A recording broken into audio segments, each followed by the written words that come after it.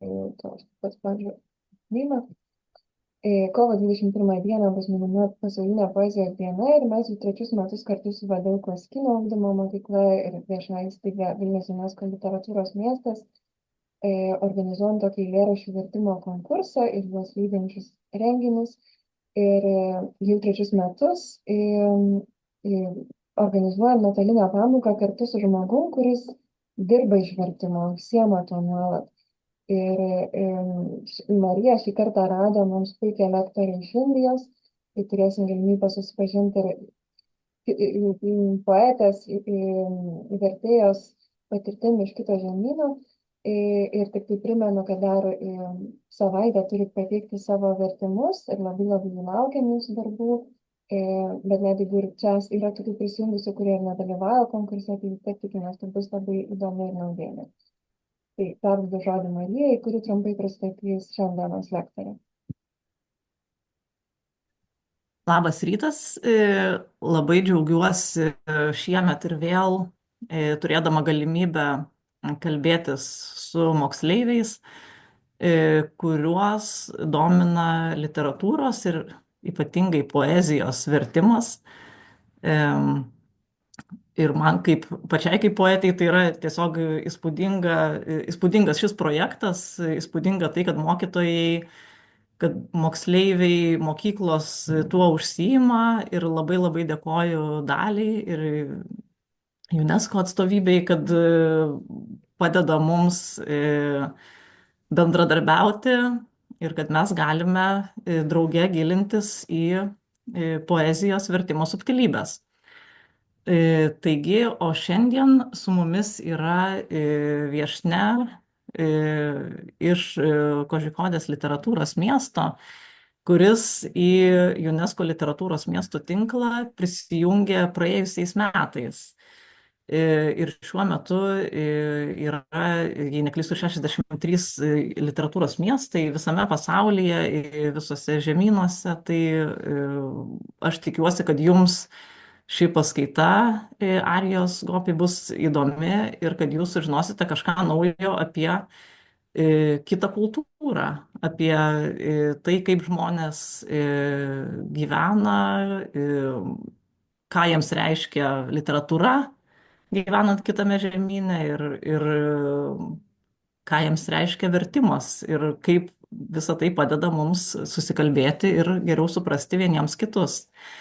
Tai perduosiu žodį mūsų lektoriai šiandienos. Hello, dear Arya. It is so nice to have you here, and I thank you from my heart that you agreed to join us and to tell us about your city's culture and literature. And I wish you a good lecture. And yeah, I'm just as usual, very happy that there are people in this world interested in literature, interested in culture, in poetry, because it unites us in all around the world. Thank you. So now can I begin? Yes, please. Yes, go ahead. Okay, so thank you for this great invite. So I and you all actually sit in cities of literatures. So here we are distanced by geography, but even our time zones are different. We have different cultures, we have different languages. When you did the introduction, actually I couldn't understand anything because it was in a kind of a different language.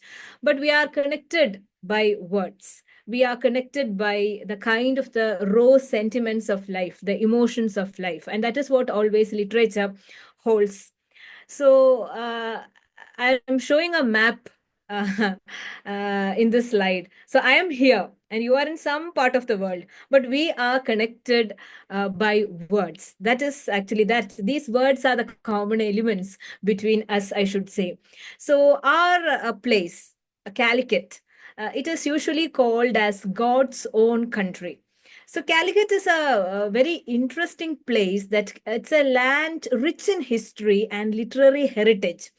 and has long been a kind of a meeting point of different cultures, diverse cultures and ideas.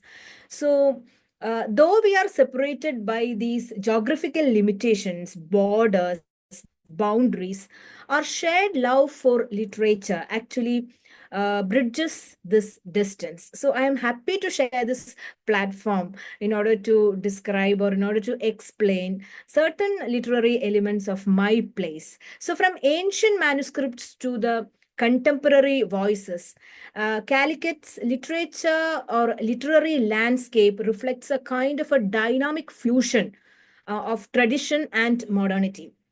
So the literature history of Calicut actually dates back to the 9th, 10th, and 11th century. So today, actually, when we connect through this power of words into 2025, we celebrate this power of storytelling to unite distant worlds. And that is really magic.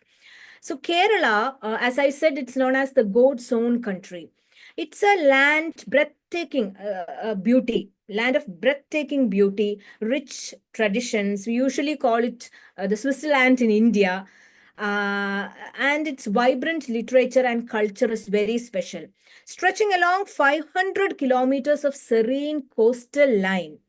We have a long coastal line, 500 kilometers of serene coastal line. It actually thrives on a unique blend of history, culture, storytelling patterns, folk traditions, nature, where the rhythm of the sea, because one side we have sea, and the other side, we have the Western Ghats, the mountain ranges. And we are actually a small piece of land in between this mountain and this sea on the other side. So here the rhythm of the land actually meets the soul or the essence of storytelling, I should say.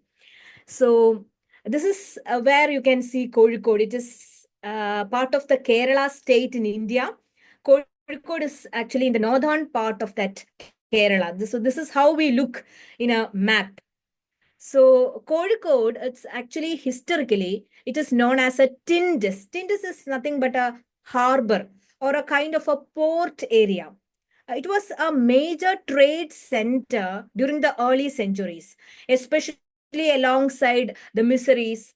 That is, during the Roman Empire, we had trade relationship through sea during that time itself. So by the 1st century AD itself, this particular place, Kozhikode, in Malayalam, we used to call it Kozhikode. And when the Britishers came here, they actually coordinated this term, Calicut. So our place itself has got different names during different times. So in the 1st century AD itself, it has actually become a vital part of the global maritime trade network throughout the world.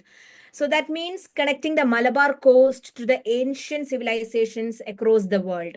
Spices, textiles, precious goods from this land, Kozhikode, and several other places throughout Kerala actually traveled far and wide, shaping not only the literature exchange, but also the cultural and the economical exchanges. So this rich legacy of trade and cross-cultural, or transnational interactions laid the foundation for Kozhikode's historical and the literary significance, I should say. So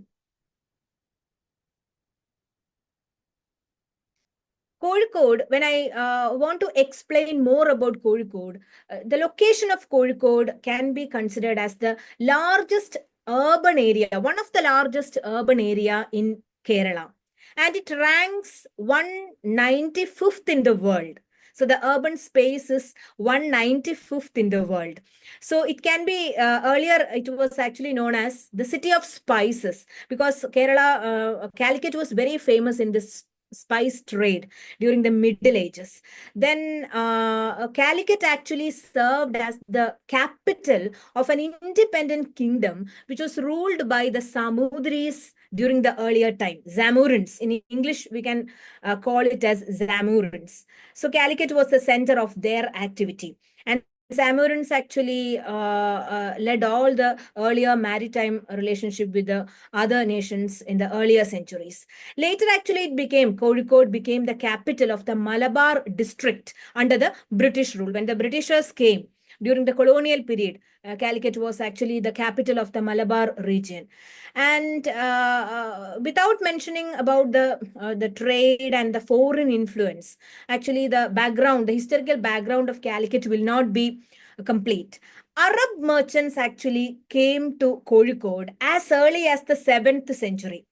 So they came for trade, but along with that trade intentions, their culture, their Arab language, etc., got mixed with our culture also. Vasco da Gama, the very famous Vasco da Gama, arrived in the year 1498. That actually in Calicut, he arrived in a place called Kapad in Calicut. So that actually opened a trade route between Europe and Malabar during the 15th century itself. So that is actually a very important event as part of not only Calicut's history, but our country's history, India's history itself. Then later, a Portuguese factory was set up in Calicut in the 16th century. The Britishers landed here in the 16th century. They set up a trading post here in 1665. Later, French came, Dutch came. So this history is actually continuing and continuing. So later, Mysore. There is a kingdom associated with a place called Mysore. It's actually now in a different state, Karnataka. Mysore actually came to Kozhikode, and it actually tried to acquire Kozhikode as part of its expansion. So Kozhikode has got different names. As I said, now we recognize that this particular place as Kozhikode, but earlier the Arabs called it a Quailot. Then the Tamilians, Tamil is actually a different language in India. Tamilians call it as Kallikotai. That was the name Tamilians called Calicut. Then Chinese actually called Calicut Califo. Califo. That is the English name Calicut. When Britishers came, they changed the name to Calicut.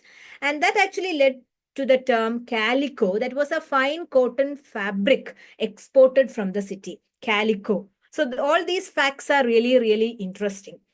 Okay, then Kozhikode actually emerged as a kind of a gateway. Kozhikode can be considered as a gateway to the medieval South Indian coast, attracting different traders from China, Persia, Arabia, even long before the arrival of Europeans. So this place was actually a kind of a hub, a very positive hub, a thriving hub, an economic hub of commerce, cultural exchange, where spices, silk, and all the such kind of goods were actually exchanged. So the city's bustling ports and the welcoming shores actually shaped its legacy as a melting pot of global influences, leaving a kind of an enduring impact on its history and literature. So Ibn Battuta actually in the 14th century mentioned that you could see that in the slide now, mentioned about Calicut in this particular manner. So by 7th century and all, Kozhikode actually became a kind of a very strong point of trade relations with all the kind of the merchants around the world. So the city's strategic location, because it had ports here, we could provide ports because it was nearby sea. So the thriving port actually made it a kind of a key player in the Indian Ocean trade, attracting merchants from the old world. So the Zamorans rule. Zamorans was actually an independent kingdom here. So the picture that you are seeing in the slide is Kerala's classical art, Kathakali. I think if you are a kind of an ardent follower of art forms, the world art forms, then some of you might have noticed this Kathakali art form. So the Zamorans actually ruled during the Middle Ages, and that shaped Kozhikode into a kind of a literary and trade hub. several, they were not only harbingers of these trade relations, but they also promoted art forms of their times. That was the speciality. That is, here, the Zamorans developed an art form. This happened in the early 14th century. That is why I'm mentioning. Developed an art form that is known as Krishnanatam. So Krishnan is actually one of the most important mythical figures of our culture. So he's a kind of a godlike figure, Krishnan. Several kinds of classical works have evolved based on this narratives of Krishnan and all. So Zamorans developed an art form called Krishnanatam, which eventually formed the world-renowned Kerala art form Kathakali. So now Kathakali is a very famous, I think it is UNESCO recognized art form, classical art form. So Kathakali's earlier form was Krishnanatam. It is nothing but a kind of a dance drama which is based on this particular god-like figure, that is Krishnan. Okay, so the Zamorans of Calicut, it was actually under their interest that this particular art form was evolved, or they were the patrons who financially and otherwise supported the development of the art form. And that is, in general, we can say that all these trade relations, all these trade connections with the world from the early years actually set the tone of our literature background, cultural background, linguistic background, etc. That is, and that actually led to the prestigious UNESCO literature city reward, I should say. So when Arabs came, the Arabic language came with them. When Britishers came, that particular language came with them. So that a kind of a mixture of all these kinds of different cultures and traditions happened here. So then if you go into the detail of the evolution of the literature city, that means then I should mention again the influence of the Sanskrit and the Arabic literature in our culture. So Sanskrit is actually considered as a kind of a classical language. It is actually part of the Indo-European language family. So Sanskrit is a classical language. Earlier during the 1st century and the 2nd century, we had lots of Sanskrit works happening in our place. The Arabic literature actually came here as an influence of the trade, the Arab trade which happened during that period. So during the medieval period, the trade and scholarship from Arabia, Persia, and China resulted in that influence. And then during that period also, very serious and important development of folk literature happened.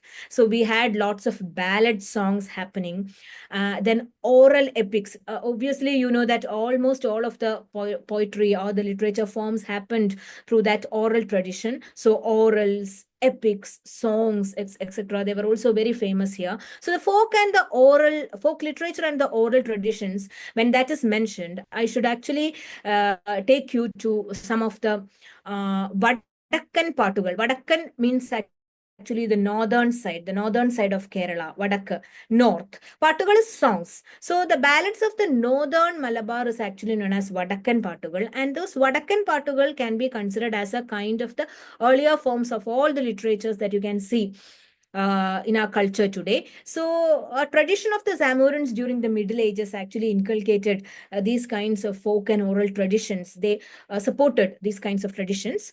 And most of the Vadakkan Pattugal actually included stories of warriors. Obviously, throughout the world, when you search in any civilizations or any cultures, the warriors and the knights of their traditions and their cultures will be praised through the songs which were happening during that particular period in their culture. So here the warrior's name, the most important warrior that you could see in this Vadakkan Pattugal is the Tacholi Odenan. So sometimes it will be very difficult for you to pronounce certain terms in our language, but actually at least you could listen and you could make those terms familiar.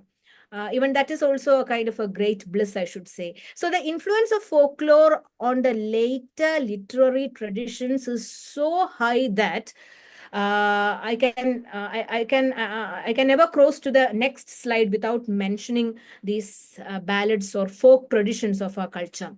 As I mentioned about the Arabic Malayalam literature, That's actually a very important genre or a style of writing which emerged from the trade connections with Arabs, that is blending the Malayalam with the Arabic influence. So that means the religious and the literary texts in a hybrid script happened here.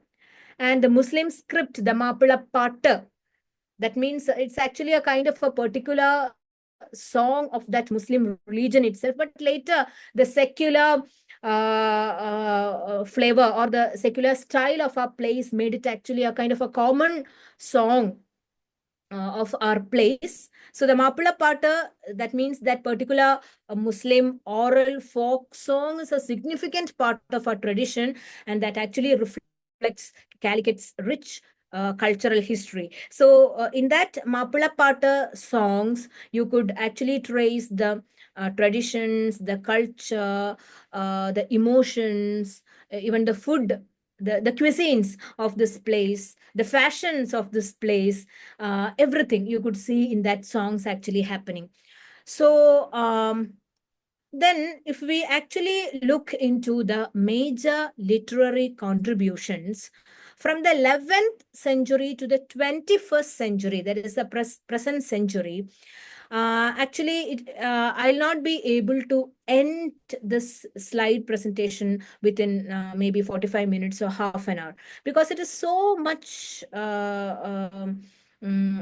points that I have to actually explain. Vatteluthu and Manipravalam literature is actually, they are very important harbingers of the linguistic and the literary style that you could trace in the 11th and the 11th and the 12th century. So Vatteluthu is a particular kind of a linguistic script format. And actually, it is based on that Vatteluthu, our Malayalam script later evolved. Malayalam is our language. The language of Calicut is Malayalam. Vatteluthu. And then Manipravalam literature, it's actually a mix of Sanskrit. The earlier I mentioned about Sanskrit language, Sanskrit and the Malayalam language. It's actually a mix of those both languages, Manipravalam. And in Calicut's literature history, you could actually trace the influence of Tamil and the Sanskrit influences. As I said about Mapula Pata and Arabic Malayalam text, then Krishnanatam and its role in Sanskrit literature. Then during the time of the colonial era, during the 15th and the 16th century, literature or literary evolution happened in a kind of a different manner.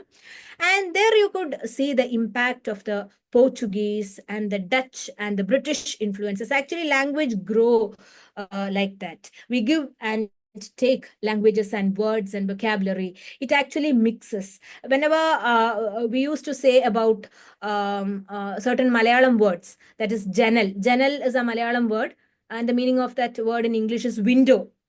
Mesha is a Malayalam word. It is a table. Mesha means table. Pen, pena. In pen is an English word, and in Malayalam it is known as pena. But all these words actually came from these different languages: Portuguese, Dutch, and British. So these are the examples of the direct British influences. So on a daily basis, when we use Malayalam language for communication in our place, we are very much aware that we are using these kinds of different mixed vocabulary that actually come from that actually came from these different languages and cultures. So the change actually came with the introduction of the printing presses here. And Calicut was actually a hub of these printing presses during the 17th and the 18th century. So here we had a very learned persons, that is education wise. So they were actually influenced by the European literary traditions. One of the earliest works, Kuntalata, earliest short story in Malayalam, it was actually written by Appu Nedungadi, and he was also part of Calicut during the early period. So, and slowly, the rise of Malayalam literature was taking place after the colonial era. So Hermann Gundet is a German missionary, and a linguist. And he made significant contributions to Malayalam language and literature. That is, he compiled the first Malayalam English dictionary, Herman Gundat, and standardized the Malayalam grammar and published several books, including the newspapers, educational texts, etc. So people were getting more and more chances to read all these educational textbooks and such kind of books, including newspapers and several kinds of books which were related to education was actually published. So his work, Herman Gundat's work, laid the foundation for the modern Malayalam lexicography and linguistic studies. So without mentioning Herman Gundat's contribution, Malayalam, Kozhikode's literature history will not be complete. So the growth of modern journalism, which happened during the 19th century, was very special. That is, the Basel Evangelical Mission established lots of educational institutions and religious institutions in this place. Basel Evangelical Institution. They also established a press here. So that means almost all of the early Malayalam publications actually happened through this particular place. Then expansion of public discourses happened through newspapers. People, they were very much, even today we have a kind of 100% literacy rate in our place, in our state. So that expansion of these kinds of public discourses and literary discourses through newspapers actually happened during the 18th and the 19th century. The rise of the newspapers and literary journals, it was also very special because during the late 19th and the 20th centuries, lots of newspapers. Today, actually, I cannot count how many number of publications and newspapers that we have in our place. Malayalam Manorama, Madhrubhumi, Chandrika, etc. were the leading newspapers during that time. So all these influences, all these things together actually fostered the literary talent and shaping the public discourse of our place. So the Madhrubhumi newspaper, one of the most important national dailies of our country, it was established in 1923 in Calicut.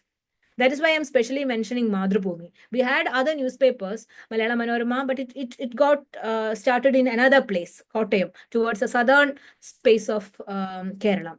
So it was, Madhrubhumi was established in Calicut, and it actually marked a kind of a new era in Malayalam journalism itself. So it was actually a kind of a platform to the kind of the writers that you see here, Vailopilli, Urub, Thagari. They were all actually great legendary writers of our language. And they all had connections to Kozhikode or Calicut. So the establishment of these newspapers and the kind of the journalistic publishing hubs actually influenced modern Malayalam literature, especially literature which we are discussing, that is focused on Calicut. So now the mid-20th century literary renaissance actually happened in throughout Kerala, and as a cultural space, a cultural hub, Kozhikode was also a part of that. So it can be considered, this particular mid-20th century can be considered as a golden era of Malayalam literature, or golden era of the literature in Kozhikode also. So several writers, contributions to poetry, fiction, drama, experimental art forms, etc. happened during this mid-20th century. So we started actually from the 11th century, and now we reached the 20th century. So I should actually mention two or three writers here. That is Vaikam Muhammad Bashir. He is actually known as the Bepur Sultan. He is an iconic writer of the Malayalam literature history. I am mentioning him here because he is from Calicut. He is also known as Bepur Sultan. So Bepur is actually a very important port in Calicut. So we mentioned about all the kind of the trade relations in the earlier slides. So everything that happened through that Bepur port. So his writing style is highly humorous, highly realistic, and he is the storyteller of our place. And actually, Arsha, he translated most of his works to English. But I should say that his Malayalam works are untranslatable because it actually has got the essence of our place. How we can translate that? Then during the translation process, the essence will be, most of the things will be lost. So he's a famous writer of Balyagala Sahi, Patumedad, and several other kinds of works are there. But I should say that all these are available in English. And if you are interested, you can actually go for more reference. Then you have a very important writer, S.K. Pottekad. He is a travel writer. He has written lots of travelogues. He was one of the pioneers who actually brought in the essence of the different places throughout the world to Kerala earlier. So he is the Jnanapith winning writer. Jnanapith is one of the highest literary awards in our place in India. So he's a Jnanapith winning writer. Oru Deshathinte Kada, that means the story of a particular place. That is his celebrated semi-autobiographical work. And without mentioning S.K. Pottekad, he also belonged to this core Calicut. His birthplace was here, Calicut. So actually, I work in a college where S.K. Pottekad studied. My college has got a history of 175 years. So I'm working in a college called the Zamorans Guruvayurappan College in Calicut. And it has got a history of 175 years. So, and he studied earlier. He was part of our college, and I'm very proud that I'm a part of that college where S.K. Pottekad studied. Okay, now we have a very legendary writer, M.T. Vasudevan Nair. He actually passed away in the last month. He's a master storyteller of our language, and his place, he also belonged to Calicut. He also belongs to Calicut. He's a novelist. He's a very renowned filmmaker. He's a screenplay writer. Randa Moolam is his most famous work, and it's actually based on the classical work Mahabharata. So Mahabharata is like Iliad and Odyssey in our language. So Mahabharata is actually, in Randa Moolam, it is actually the retelling of one of the major characters, Bhima. Bhima is a mythological character from Mahabharata. Again, he is also a Jnanapith winning writer. And then one of the most important reason that Kozhikode is actually recognized as the UNESCO City of Literature. One of the reasons is the number of libraries that we have in our place. We have lots of libraries. I am not sure whether you'll believe that in our space, we have 600 libraries and reading rooms. So it can be considered as a sanctuary of words and wisdom. So this is a kind of a one, earlier I mentioned that is, it's a 195th biggest urban space in the world. It's a 195th biggest urban space in the world, and it has got 600 libraries here. So this coastal city has actually carved this literature space where all the intellectual, cultural activities happen. In every corner, we could see that. Here we had a kind of a culture that is known as the Kolaya culture. Kolaya means corridor. In the corridors of house, people used to sit and discuss literature. And I'm very much proud to say that even we have, personally, in my home, I have a cultural organization called Monastery of Love. And we used to practice, or we used to gather maybe once in a month to discuss about certain books, or we may perform certain art forms, or all these cultural gatherings happen in my home. I am actually sitting in my home and presenting this literature history of my place. So I'm very much proud that here last Saturday, we had a cultural gathering here. We discussed 2 books. We talked about cultures. We recited poems. So what else? So this city of literature actually has got all these kinds of activities happening here. So we have grand programs happening, and we have humble programs happening in the corridors of our homes. So they all stand as pillars of literature, pillars of knowledge. And this place is actually known as Reader's Paradise because we have lots of libraries here. So I am actually mentioning a few of the major libraries in our place. Kozhikode Library and Research Center, which is placed at Mananjara. It is actually the largest and the oldest libraries in our place. Then we have the Deshaposhini Public Library, and it was established even before India gained independence. It was established in the year 1937. Then you have the Chavara Public Library. It owns lots and lots of books. Then you have actually the Kundu Paramba Library. You have a Deshodharani Library where Gandhiji visited when he visited Calicut. Gandhiji is actually, Mahatma Gandhi is the father of our nation. He was the part and parcel of our freedom movement and all. When he visited Kerala, he actually visited certain libraries here in our place. So the libraries across Kerala, they all offer reading rooms. Reading rooms are there, public reading rooms are there. So in every district in Kerala, you could see that. In every small places, you could, in Kerala, in Kozhikode, you can see these reading spaces. So you have town halls. Town halls are actually public places where people gather for programs. So nearby these town halls, you have reading spaces. Nearby markets, we have reading spaces. In bus stands, we have reading spaces. You have actually individuals carrying books in their bags and selling to people in almost all of the public places here. It's actually a kind of a common scenario here. A vibrant network actually fostering literacy, maybe all these kinds of literary and knowledge activities that is very common in our place. So the Kozhikode's library culture is very special, that we have 600 plus libraries and reading rooms here. In my home, actually, I have a library which actually has got more than 4,000 books.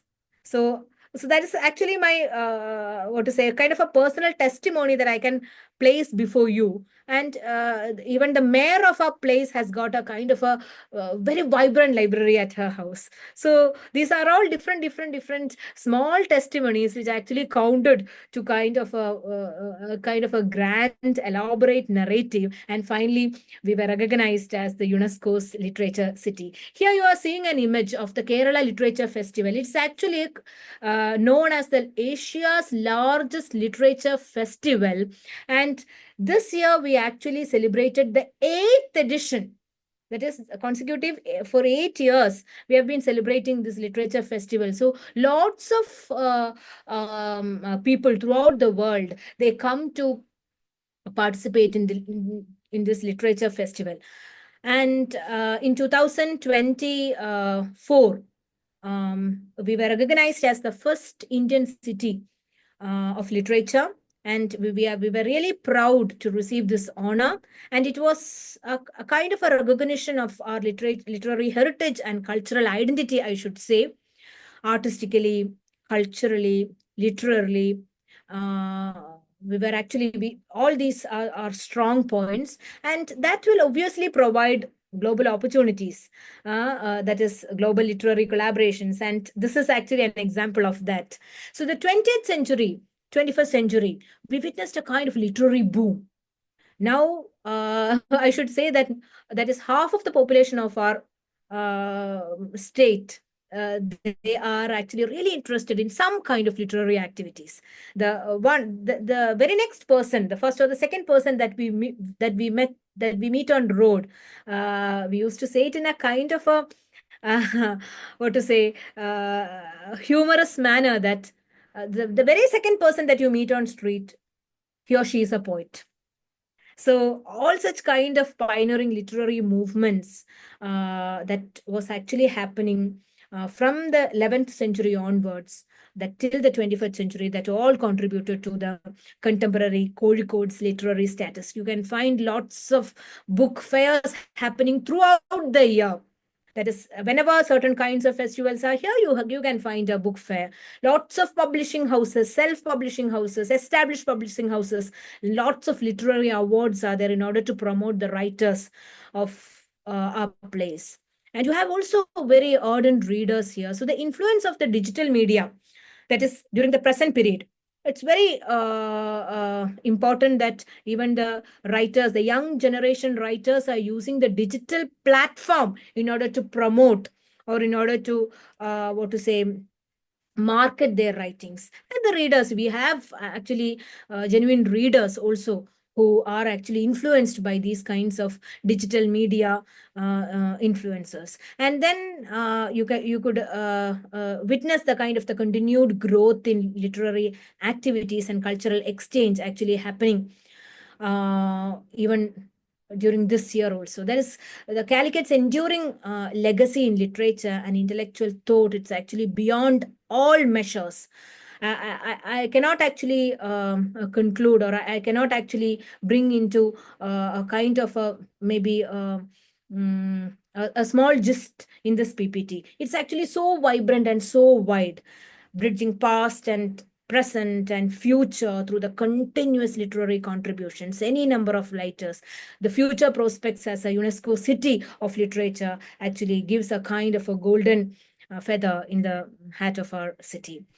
So thank you for listening to my Kozhikode's literature history and its cultural vibrancy. And I hope for a kind of a question answer session. And I hope I am clear, and the kind of the pride that I have in mind when I presented my place's literature history, I hope that you could feel that also.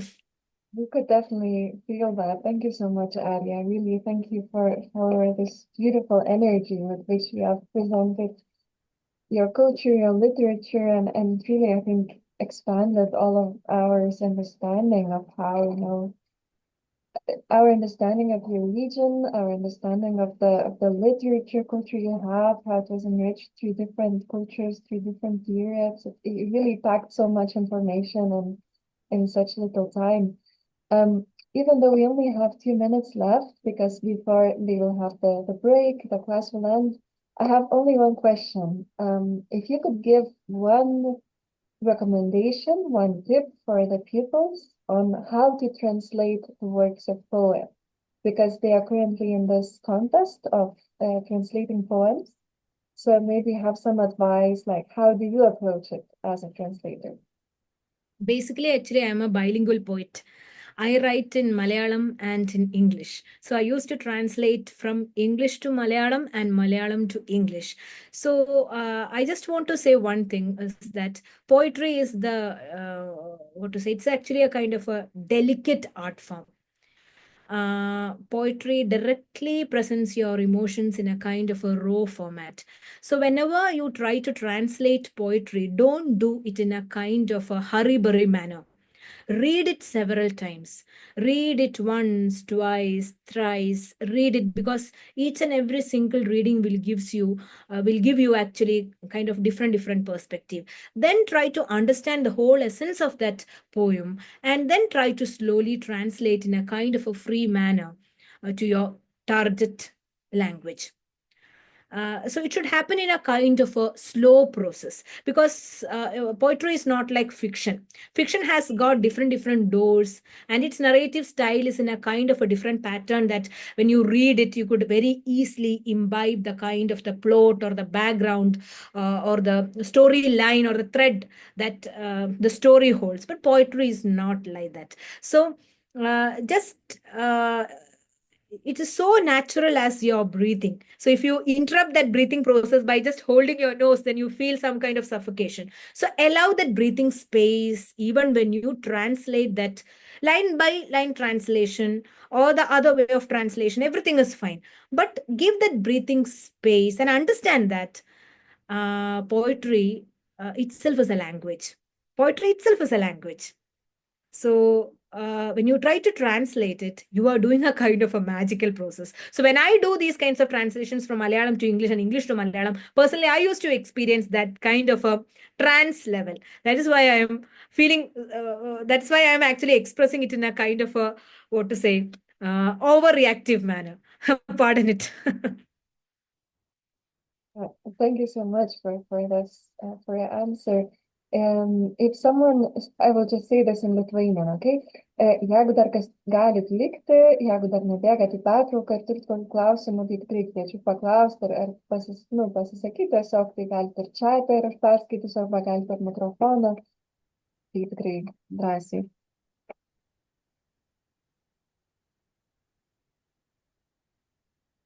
Turbūt labai ačiū ir tiek. So Aksa just said from one of the schools, the teachers, that thank you very much, yes, for the lecture. Okay, thank you. I'm very much honored and I'm very much happy to meet you all. And I wish once in person, physically, I could come to your place and meet you all in person. Yes, that would be Welcome lovely. you all to the place also. And for me personally, I will look more into the pictures, the photos, and maybe some videos about what you've talked about to even get a better understanding of this, because I really got very much intrigued by your lecture to learn more, because it sounds like a paradise of readers and book lovers in Brother. So it's really The thing is that every place has got its own story, its own culture, its own tradition, its own specialities, its own vibrancies, its own taste, its own color. So, but the way we perceive, the way we interact with that cultural spaces, it's actually very important. So in Kozhikode, that interactions actually happen often. People are very much aware of the kind of the literary traditions or the linguistic specialities, and they're very proud of that. So we have, on a daily basis, we have literary programs here. That is a speciality of our place, I should say. Well, thank you so much again, and thank you to all the teachers that organized this possibility for pupils as well to hear this lecture. And yeah, maybe I'll just finalize again in Lithuanian. Tai dar turit šiek tiek daugiau nei savaitę iki kovo 7 pateikti savo vertimus eilėraščių, tai labai labai laukiam. Ir vėliau kovo 21 dieną turėsim baigiamąjį renginį Vilniui su geriausiu vertimu moksleiviais, tai irgi labai laukiam susimatyti su jumis visais gyvai. Tai ačiū visiems. Thank you very much, Arya, and have a lovely afternoon, lovely evening, and for the rest, have a nice day, and hope to see you in other Okay, thank you. events. Thank you. Bye. Bye. Ačiū. Ačiū jums.